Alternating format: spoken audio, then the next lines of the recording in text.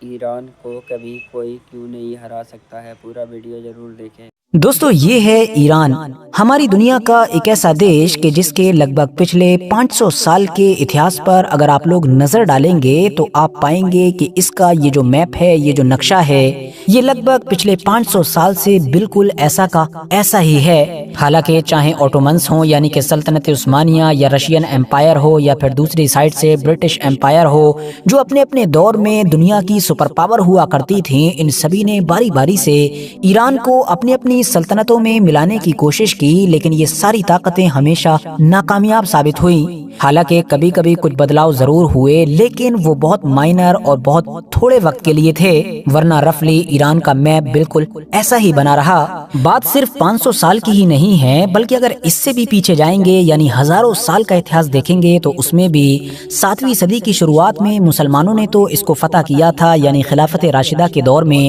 مگر اس سے پہلے سینکڑوں سال تک ایران کا یہ نقشہ بالکل ایسا ہی تھا۔ یہاں پر پرشین امپائر کا راج ہوا کرتا تھا کہ جس کو دنیا کی کوئی بھی طاقت نہیں ہرا پاتی تھی۔ اس دور کی دوسری اور سب سے بڑی طاقت یعنی کہ رومن امپائر ہمیشہ پرشیا سے جنگ تو کرتا تھا، اس کو ڈسٹرائے کرنے کی اور اس پر قبضہ کرنے کی کوشش تو کرتا تھا، لیکن وہ بھی اپنے اس مقصد میں کبھی کامیاب نہیں ہو پایا تھا۔ بات کریں اب اگر موجودہ دور کی، تو جیسا کہ ہم جانتے ہیں کہ پچھلے 1 سال سے لگاتار اسرائیل یہ کوشش کر رہا ہے کہ کسی طریقے سے اس موجودہ چلنے والی جنگ میں امریکہ اور ایران کو ڈریگ کیا جائے، اور کسی طریقے سے وہ جنگ کہ جو اس وقت فلسطین اور اسرائیل کے بیچ ہے، اس کو ایران ورسس امریکہ یا پھر ایران ورسس انٹائر ویسٹ بنا دیا جائے۔ مگر جیسا کہ ہم جانتے ہیں کہ اسرائیل کی لاکھ کوششوں کے باوجود امریکہ شروع سے ہی کسی بھی کنڈیشن میں ایران کے خلاف جنگ میں جانے کے لیے تیار نظر نہیں آ رہا ہے، اور اس کی وجہ یہی ہے کہ کیونکہ ویسٹ میں بیٹھے ہوئے ایکسپرٹس کا آج بھی یہی ماننا ہے کہ ایران کے اوپر حملہ کرنا،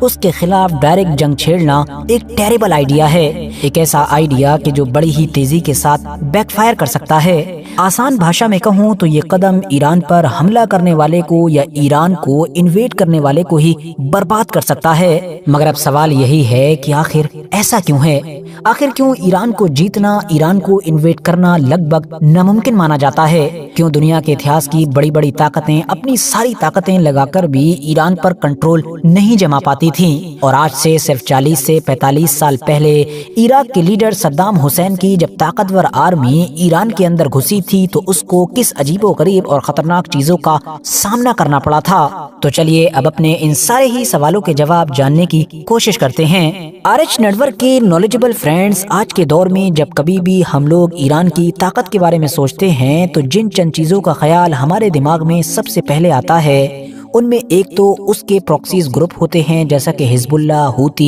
یا پھر سیریا اور عراق میں موجود باقی تنظیمیں، جو نہ صرف آج کے دور میں حد سے زیادہ طاقتور ہو چکی ہیں، بلکہ ان کے بارے میں یہ بھی مانا جاتا ہے کہ جب کبھی بھی کوئی بھی دشمن ایران سے جنگ کرے گا تو اس کو پہلے ان سے لڑنا ہوگا۔ اس کے علاوہ ہمارے دماغ میں ایران کی اس ڈرون ٹیکنالوجی کا خیال آتا ہے کہ جو نہ صرف وقت کے ساتھ اوپر سے اوپر جا رہی ہے، بلکہ اس نے اپنے آپ کو یوکرین اور رشیا کی جنگ میں ثابت بھی کیا ہے۔ یا پھر میسائل ٹیکنالوجی کہ جس معاملے میں ایران آج کے دور میں مڈل ایسٹ میں سپر پاور مانا جاتا ہے۔ یا پھر وہ نیوکلیئر پروگرام کہ جو آج بھی شک کے دائرے میں ہے، مطلب کسی کو پتہ ہی نہیں ہے کہ وہ ہے بھی یا پھر نہیں۔ یقینی طور پر اس بات میں کوئی بھی شک نہیں ہے کہ ان ساری چیزوں نے ایران کو بہت زیادہ طاقتور بنایا ہے، لیکن یاد رہے کہ ان تمام چیزوں کے علاوہ یہاں پر ایک اور بھی ایسی چیز ہے کہ جس کی طرف شاید کسی کا دھیان نہیں جاتا ہے۔ اور ویسے بھی ہم تو یہاں پر ابھی سینکڑوں بلکہ ہزاروں سال کے اتہاس کی بات کر رہے تھے، تو یہ ساری چیزیں تو وہ ہیں کہ جو ابھی پچھلے کچھ سالوں کے اندر ہی ایران کو حاصل ہوئی ہیں۔ تو اب آپ لوگ سوچ رہے ہوں گے کہ ان تمام طاقتوں کے علاوہ ایران کے پاس وہ کون سی طاقت ہے کہ جس کی طرف آپ لوگوں کا دھیان نہیں جاتا؟ تو دوستو، ایران کی وہ بڑی طاقت چھپی ہوئی ہے ایران کی خود کی زمین میں۔ سب سے پہلے اگر آپ لوگ گہرائی کے ساتھ ایران کے بھوگول پر نظر ڈالیں گے تو آپ دیکھیں گے کہ اس کی ساؤتھ اور ویسٹ کی سائیڈ میں پہاڑوں کا ایک لمبا سا جال موجود ہے۔ या ये कह सकते हैं कि एक माउंटेन रेंज मौजूद है कि जिसको ज़ैग्रोस माउंटेन रेंज के नाम से जाना जाता है। ये ईरान की कोस्ट लाइन से लेकर ऊपर इराक और फिर इराक को क्रॉस करते हुए ऊपर टर्की तक जाती है। और इंटरेस्टिंग बात ये है कि खतरनाक और मुश्किल से भरे हुए पहाड़ों का ये एक लंबा जाल नेचुरली ईरान की हिफाजत करता है। ये पूरा इलाका काफी पथरीला है जिसको क्रॉस करना बहुत ज्यादा मुश्किल माना जाता है। इसका ईरान को कितना ज्यादा फायदा होता है इस चीज का अंदाजा इस बात से लगाया जा सकता है कि 1980 में जब सद्दाम हुसैन की इराक की आर्मी ने ईरान के ऊपर हमला किया तो उन लोगों का ये प्लान था कि ईरान जो हमारे सामने अभी बहुत कमजोर है उसके अंदर हम बड़ी तेजी के साथ घुसते चले जाएंगे और चंद महीनों में ही ज्यादातर ईरान के इलाके पर हमारा कंट्रोल होगा और फिर हम ईरान में आए हुए उस नए इनकलाब को पूरी तरीके से खत्म कर देंगे कि जिसके ईरान से निकलकर इराक समेत बाकी अरब देशों में फैलने का खतरा अरब के लीडर्स को सता रहा था। लेकिन ये सारा प्लान धरा का धरा रह गया क्योंकि एक लंबी मुद्दत के बाद भी इराक की फौज इन्हीं पहाड़ों की वजह से ज्यादा आगे नहीं बढ़ सकी। और आखिर में फिर 2-3 साल के बाद तो ऐसा हुआ कि ईरान की फौज ने कमबैक किया और बड़ी तेजी के साथ जो थोड़ा बहुत इराक की फौज अंदर थी उसको भी वापस उन्हीं के इलाके में धकेल दिया। लेकिन अब यहाँ से ईरान के लिए चैलेंज खड़ा हो गया क्योंकि जाहिर है जिन पहाड़ों के जाल की वजह से इराक की ये आर्मी ईरान के अंदर नहीं बढ़ पाई थी उन्हीं पहाड़ों की वजह से अब ईरान की सप्लाई लाइन काफी सुस्त पड़ गई। वजह यही थी कि इराक की आर्मी को पीछे धकेलते हुए ईरान की आर्मी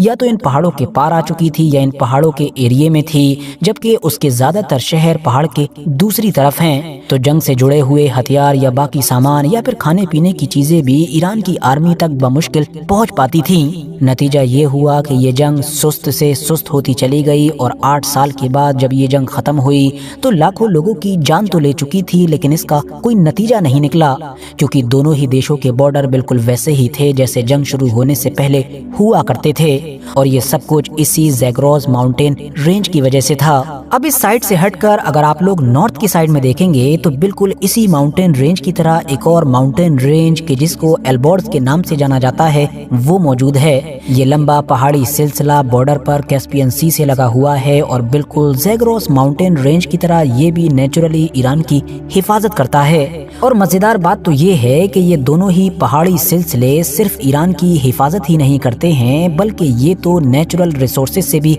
माला माल हैं। सोना, चांदी, जिंक और यूरेनियम यहाँ पर भरा पड़ा है। बची कुछ कसर उस वक्त पूरी हो गई कि जब 20वीं सदी में पर्शियन गल्फ से लगे हुए ईरान के इस पूरे इलाके में तेल और गैस का खजाना निकल आया। आपको जानकर शायद हैरानी हो कि पूरी दुनिया के 10% के करीब ऑयल रिजर्व और 15% के करीब नेचुरल गैस के रिजर्व सिर्फ और सिर्फ ईरान के पास मौजूद हैं। बाकी यहाँ पर मौजूद है ईरान का सबसे बड़ा सी पोर्ट मतलब बंदर अब्बास जो दुनिया के एक सबसे सेंसिटिव चौक पॉइंट के जिसको स्ट्रेट ऑफ हॉर्मुज के नाम से जाना जाता है उससे 70 किलोमीटर दूर है। और यही वो चीज है कि जिससे आजकल अमेरिका और बाकी वेस्टर्न देशों को सबसे ज्यादा डर लगता है क्योंकि उनको पता है कि अगर कभी भी किसी की भी ईरान से डायरेक्ट जंग होती है तो वो सबसे पहले इसी इलाके में नाकाबंदी कर देगा। अपनी नेवी मतलब जल सेना के जरिए से समुद्र के इस छोटे से इलाके को पूरी तरीके से ब्लॉक कर देगा जिससे पूरी दुनिया की इकोनॉमी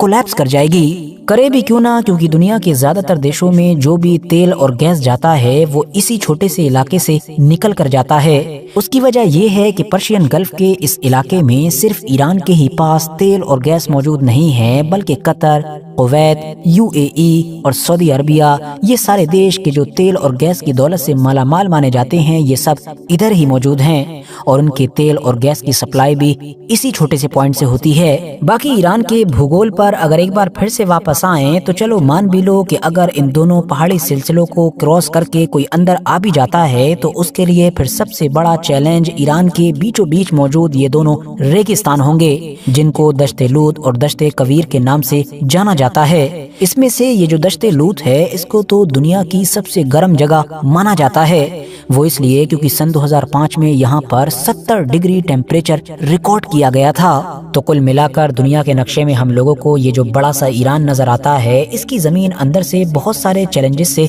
भरी पड़ी है। इसके ज्यादातर शहर दोनों पहाड़ों के बीच में मौजूद हैं जो इनको बहुत ज्यादा महफूज करते हैं जबकि बची कुछ कसर ये रेगिस्तान पूरी कर देते हैं। یہی وہ سارے چیلنجز ہیں کہ جن کی وجہ سے اتہاس میں ہمیشہ سے ہی ایران کو انویٹ کرنا، مطلب اس میں انٹر کرنا اور پھر انٹر کر جانے کے بعد بھی اس پر کنٹرول بنائے رکھنا لگ بھگ ناممکن مانا جاتا ہے۔ اور اب نئے دور میں تو جیسا کہ ہم شروع میں ہی جان چکے ہیں کہ ایران نے اپنی زمین سے باہر نکل کر بھی اپنی بہت ساری طاقتیں پیدا کر لی ہیں، جیسا کہ حزب اللہ، ہوتی یا پھر عراق اور سیریا میں موجود اس کی اور بھی ایکٹیو تنظیمیں، اور یہ سارے وہ طاقتور گروپ ہیں کہ جو ایران کے لیے ایک کور کا کام کرتے ہیں۔ اسپیشلی اگر ہوتی پر ہی نظر ڈالیں تو جس طرح سے ایران کا اسٹریٹ آف ہارمز پر قبضہ ہے تو ویسے ہی ہوتیوں کا باب المندیب پر قبضہ ہے۔ تو کل ملا کر دنیا کے یہ دونوں ہی سینسیٹیو پوائنٹ انڈائریکٹلی یا ڈائریکٹلی ایران کے ہی انڈر میں ہیں، اور ایران ان کے ذریعے سے جب چاہے دنیا کو اور اسپیشلی ویسٹ کو بلیک میل کر سکتا ہے۔ فی الحال دوستو، اسی کے ساتھ آج کی اپنی ویڈیو کو بھی ہم یہیں پر ختم کرتے ہیں۔ ویڈیو پسند آنے پر نہ صرف ویڈیو کو لائک کریں بلکہ اپنے فرینڈز کے ساتھ بھی ضرور شیئر کریں، اور ایسے ہی نالجیبل اور ہسٹوریکل ویڈیوز ہمیشہ دیکھنے کے لیے ہمارے اس چینل کو سبسکرائب کرنے کے ساتھ ساتھ بیل آئیکن کو ضرور پریس کریں۔